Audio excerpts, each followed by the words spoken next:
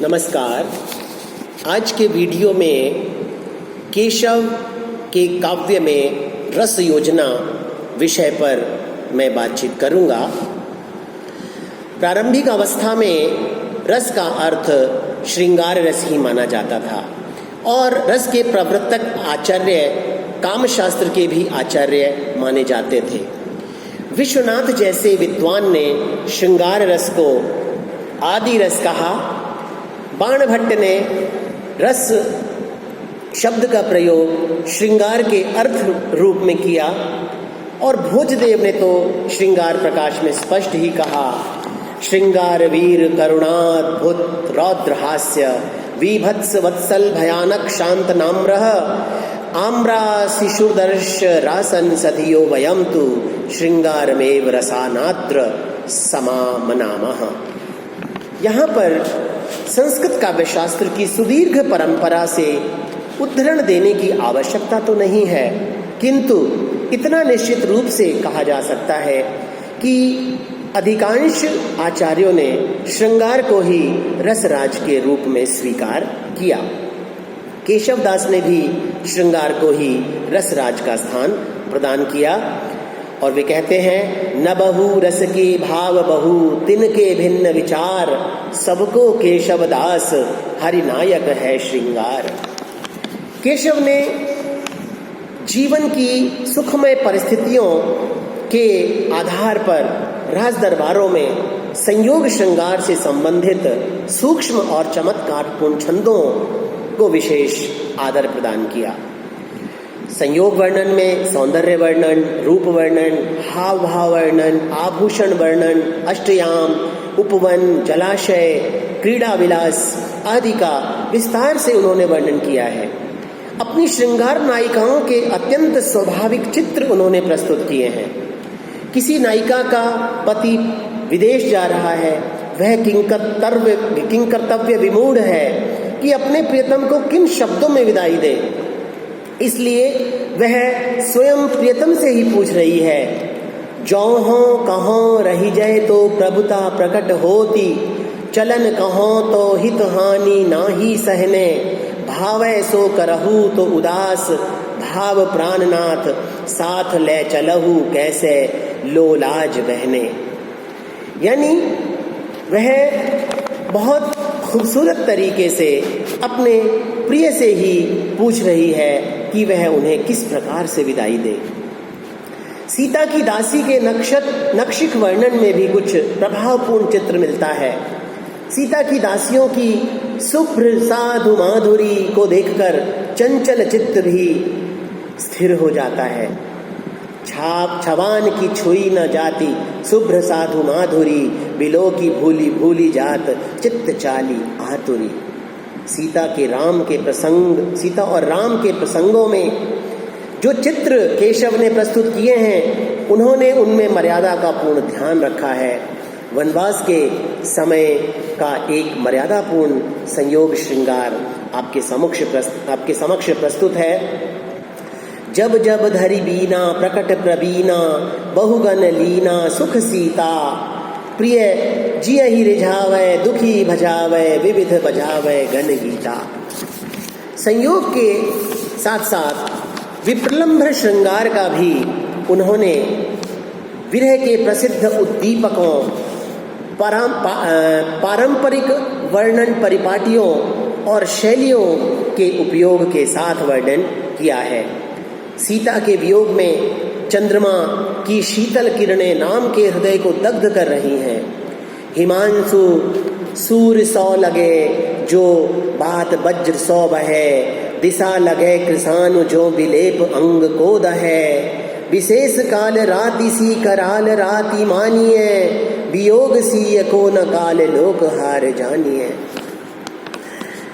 वे सीता के वियोग में बहुत व्यथित हैं और उनका विरह इसी रूप में केशव ने हमारे समक्ष रखा है।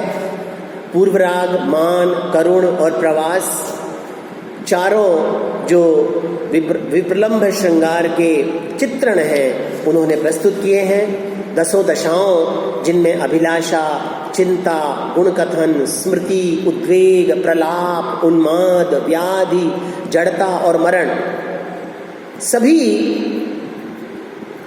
10 दशाओं का वर्णन उन्होंने किया है, केवल मरण का वर्णन उन्होंने नहीं किया। करुण रस के चित्रण में भाषा की सांकेतिकता की अपेक्षा गंभीरता की अभिव्यंजना के लिए उन्होंने व्यंजना शब्द शक्ति का आश्रय लिया है। राम लक्ष्मण को विश्वामित्र के साथ भेजते हुए दशरथ की मनःस्थिति का वर्णन करते हुए कहते हैं, राम चलत नृप के जुग लोचन, बारी भरित भय बारिद रोचन, पाइन परि ऋषिकेश जी मौनहि, केशव उठ गए भीतर भौनहि। राम और लक्ष्मण को लेकर जब विश्वामित्र जा रहे हैं, तब दशरथ का जो करुण वर्णन है वह उनके इस सुंदर चित्रण में देखा जा सकता है। जहाँ तक वीर रस की बात है और रौद्र रस की बात है, इन दोनों ही कठोर भावों की अभिव्यक्ति करने वाले रसों का भी केशव ने बढ़ा चढ़ाकर वर्णन अपने काव्य में, अपनी कविता में किया है और इसमें उन्हें पूर्णतः सफलता भी मिली है। युद्ध के प्रसंगों में वीर, रौद्र और भयानक रसों की समुचित व्यंजना उनके द्वारा हुई है। केशव का इन भावों के साथ साक्षात संबंध था। वे एक राजकवि थे, तो यह स्वाभाविक था कि युद्ध का वर्णन वे बड़े स्वाभाविक रूप में करते हैं। रामचंद्रिका में युद्ध के अवसर पर और राम की सेना के साथ लव कुश का युद्ध होने पर युद्ध वर्णन में उन्होंने वीर, रौद्र और भयानक रस की त्रिवेणी को अपने काव्य में स्थान दिया है। सबसे पहले वीरों की वीरतापूर्ण उक्तियां उनके काव्य में गूंजती हुई मिलती हैं। मकराक्ष की गर्भोक्ति कुछ इस प्रकार से वर्णित हुई है कि सो जो लो जियो हो दास सदा तेरो, सिया को सकै दे सुनो मंत्र मेरो, हतो राम स्यो बंधु सुग्रीव मारो, अयोध्या ही लय राजधानी सुधारो। जिस ओजमयी वाणी में केशव ने राक्षसों की दारुणता का चित्रण किया है, उसी में राम का रौद्र रूप भी चित्रित किया है। राम की वीरतापूर्ण उक्ति इस प्रकार है कि करी आदित्य अदृष्ट नष्ट, चमरों अष्ट बसु, रुद्रन बोरी समुद्र करो, गंधर्व सर्व बसु, बलित अबेर कुबेर बलहि गही देव इंद्र अब, विद्याधरण अविंद्य करो बिन सिद्धि सिद्धि सब। इस प्रकार के वीरतापूर्ण वर्णनों में केशवदास को पूरी सफलता मिली है और ओज, कटुता और व्यंग, इन तीनों की झांकियां भी उनके काव्य में दिखाई पड़ती हैं। लव और शत्रुघ्न के युद्ध की एक झांकी प्रस्तुत है। रोष करी बाण बहु भांति लव छाड़ियो, एक ध्वज सूत जुग तीन रथ खंडियो, सहस्र दस रथ सुत अज्र कर जो धरें, ताहि सिय पुत्र तिल तूल सम संगरें। इनके अलावा भयानक रस जो कि वीर रस का सहवर्ती रस है, उसका वर्णन भी रामचंद्रिका में कई जगह आया है। धनुर्भंग के समय, परशुराम के आगमन के समय और लंका दहन के समय भयानक रस की उत्पत्ति केशव ने करवाई है। धनुर्भंग के अवसर पर सारा संसार आतंकित हो जाता है और भयानक रस की सुंदर व्याप्ति उस वर्णन में होती है। उदाहरण आपके सामने प्रस्तुत है। प्रथम टंकारी झुकी झारी संसार मद चंड को, दंड रहो मंडी नवखंड को, आली अचलाय अचल घाली दिगपाल बल, पाली ऋषि राज के वचन पर चंड सो को, बांधी बर स्वर्ग को साधी अप वर्ग धनु भंग को शब्द गयो भेदी ब्रह्मांड को। इसी प्रकार परशुराम के आने पर भी सारे समाज में खलबली मच जाती है, सब डर जाते हैं और भयानक रस की उत्पत्ति होती है। विभत्स रस का वर्णन उन्होंने युद्ध के क्षेत्र में जब रक्त रंजित वर्णन है उनमें किया है। मेघनाद हनुमान को बंदी बना लेता है। रावण मेघनाद को आज्ञा देता है कि इसको जितना त्रास दिया जा सके दे दिया जाए। यहाँ विभत्स रूप में वर्णन आया है कि कोरी कोरी जातनानी फोरी फोरी मारिए, काटी काटी फारी बाटी बाटी मांसू डारिए, खाल खेची खेची हाड भूंजी भूंजी खाहू रे, पौरी टांगी रुंड मुंड ले उड़ाई जाहू रे। यहाँ विभत्स का बहुत सुंदर वर्णन हुआ है जिसमें रावण कह रहा है कि किस तरह से हनुमान को खंड खंड करके उसका मांस और उसका रक्त ग्रहण कर लिया जाए। हास्य और व्यंग दोनों का वर्णन भी रामचंद्रिका में मिलता है। रौद्र वीर की परिस्थिति में भयानक की व्यंजना कभी कभी हास्यास्पद हो जाती है। परशुराम के आने पर भयभीत राजाओं ने स्त्री वेश धारण कर लिया। कोटि कै तन त्राण एक है नारी भेषण सज्जही। यहाँ हास्य की उत्पत्ति होती है। परशुराम की दर्पोक्ति में भी हास्य और व्यंग दिखाई पड़ता है।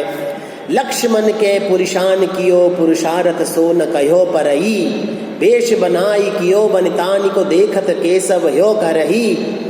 इस प्रकार के वर्णनों में कटु व्यंग्यों की सृष्टि हुई है।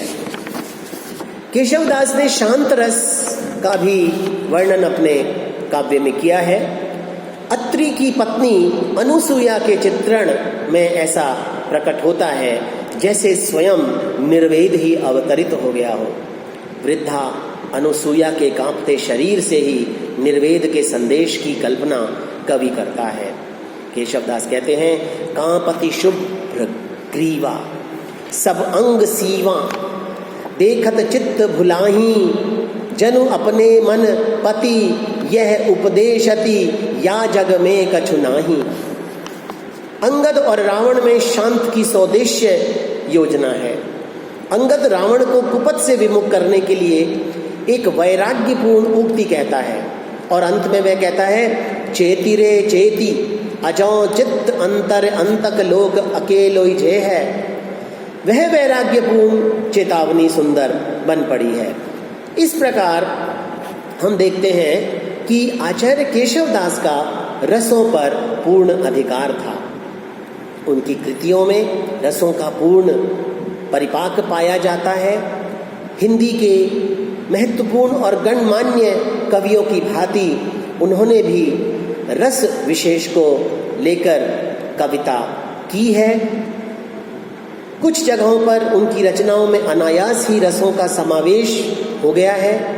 रस व्यंजना में उन्होंने स्वाभाविक, सजीव और आकर्षक चित्र हमारे समक्ष प्रस्तुत किए हैं जो कि सरस और हृदयहारी बन पड़े हैं। धन्यवाद।